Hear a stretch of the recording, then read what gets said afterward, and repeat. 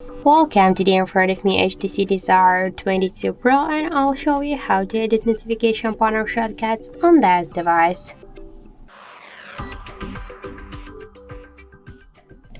So first we should open notification panel, and just here to add or remove some icons or to change their positions we should click on this edit icon.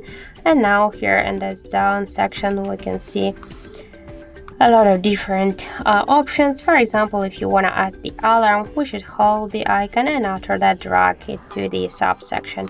By the same way, we can add here just more. If you want, you can add all of these options. And just to remove some of them, by the same way, hold and drag it here to the down section.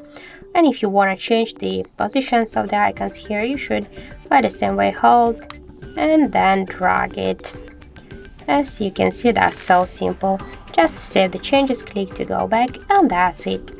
So thank you for watching, and if you find this video helpful, don't forget to leave a like, comment and to subscribe our channel.